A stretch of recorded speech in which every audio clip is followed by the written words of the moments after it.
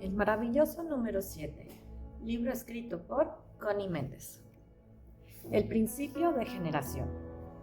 El lema de este principio es: todo tiene su principio masculino y femenino.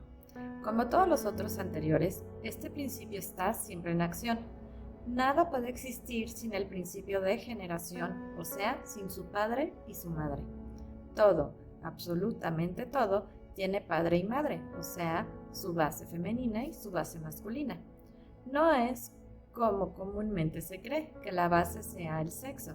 Esta palabra, sexo, no se aplica sino a las diferencias físicas que existen entre el macho y la hembra, en un pequeñísimo sector del plano físico.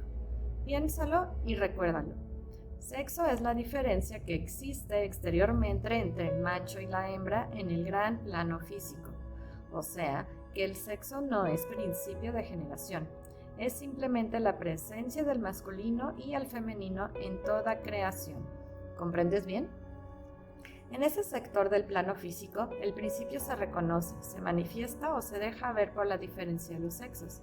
En los planos más elevados, el principio toma formas elevadas, pero cada ser contiene en sí mismo los dos elementos de ese principio. El mundo ha atravesado miles de conjeturas sobre la verdad, que luego se convierten en teorías, enseñanzas, sectas, organizaciones, cultos, religiones.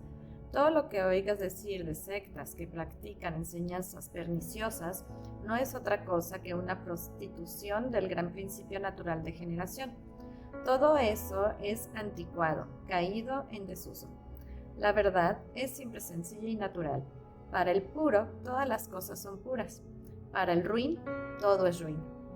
La palabra género significa crear, concebir, producir, en tanto que la palabra sexo se limita a la vida orgánica. La ciencia no ha aceptado todavía este principio como una cosa universal, ni lo podrá concebir siquiera porque la ciencia está situada en el campo opuesto. El que está montado sobre un caballo no le ve las patas que lo hacen marchar. Hasta que no se baje y se sitúe objetivamente, no podrá ver marchar a esas patas. Así, la ciencia como la religión no saben que la una es representativa del padre y que la otra es representativa de la madre. La ciencia es la prueba de que existe el padre, o sea, la inteligencia. La religión es la prueba de que existe la madre, o sea, el amor. Dios es amor e inteligencia, madre y padre, negativo y positivo. Estos son los dos aspectos del Creador. Es absurdo y ridículo que la ciencia y la religión continúen en plan de enemigos, el padre contra la madre y viceversa. La ciencia se burla de la religión y esta censura, critica y vitupera a la ciencia. En esta era de oro, era de Saint Germain, se están descubriendo la una a la otra sin darse cuenta exacta aún. La metafísica reúne y explica esta verdad. Nuestro gran maestro, Emmett Fox, llamó a esta enseñanza la oración científica. Hay que hacer una aclaración muy importante, y es que una cosa es la religión y otra es la iglesia, y que la mayoría de los humanos no conocen la diferencia y confunden una cosa con la otra. Algunas veces nombrando a la religión y otras veces a la iglesia como si los dos términos fueran uno. La religión es el conjunto de verdades basadas en el amor universal, en la caridad, en los sentimientos filiales y fraternales, en la práctica que encierra el amaos los unos a los otros y en el de amar a Dios sobre todas las cosas y al prójimo como a ti mismo. La palabra religión significa algo que está doblemente ligado, o sea, religado, unido por cohesión, y eso es absolutamente todo. Tampoco necesita algo más, ya que esa cohesión lo logra el amor. Ya anteriormente hemos dicho que la ley de atracción, adhesión y cohesión es el nombre que la inteligencia, ciencia padre, le da al amor. Amor es el término que el corazón, madre, le da a la ley que atrae, une y adhiere con tal potencia que nada puede separar. Todo lo que de allí se desprende, fervor, devoción, caridad, etc., son cosas típicas de la madre. El papel que desempeña la madre en una familia, religando y entrelazando a todos sus hijos por medio de su amor, sus cuidados, sus enseñanzas, su devoción, La atracción que ejerce sobre toda la familia, esa vibración que aún después de muerta sigue ejerciendo su influencia invisible, recordándole a todos que son hermanos ligados por un mismo padre y religados por una misma madre. Eso es la religión.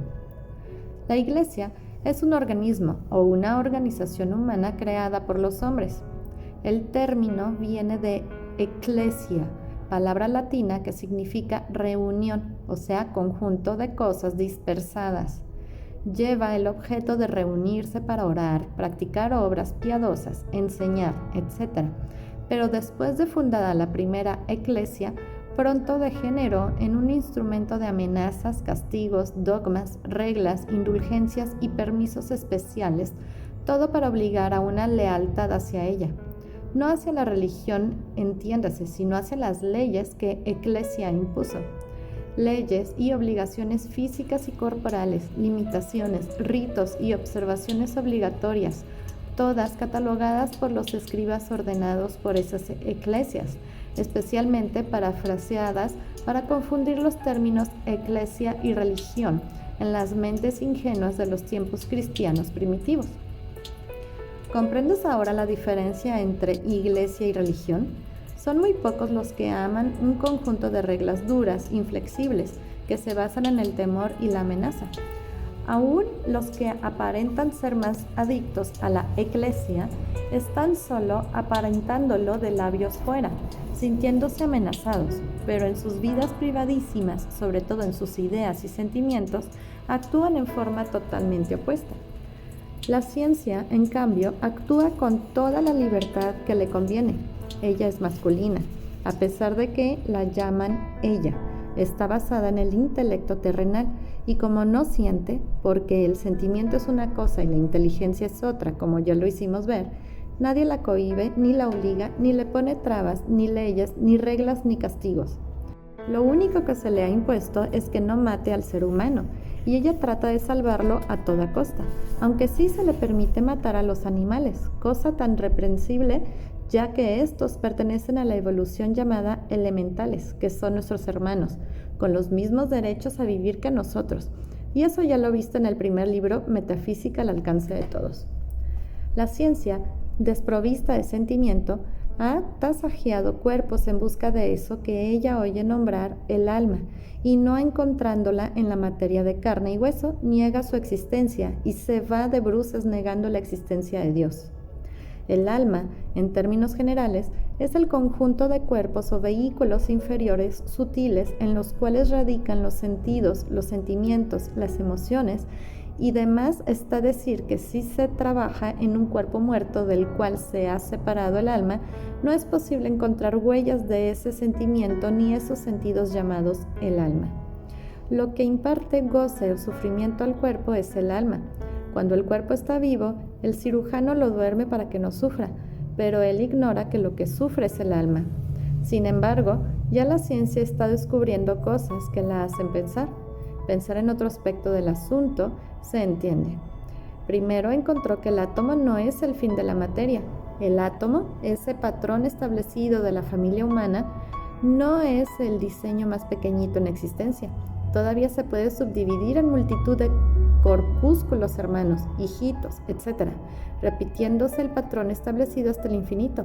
Claro, como es arriba es abajo y viceversa. ¿No dice así el principio de correspondencia?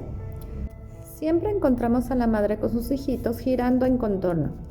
Y ya que como es abajo es también arriba, vamos ampliando el diseño hasta encontrarnos casi al nivel de nuestros ojos, que el eterno patrón lo tenemos siempre a la vista en el Sol, con sus planetas girando en contorno, tal como el diseño del átomo.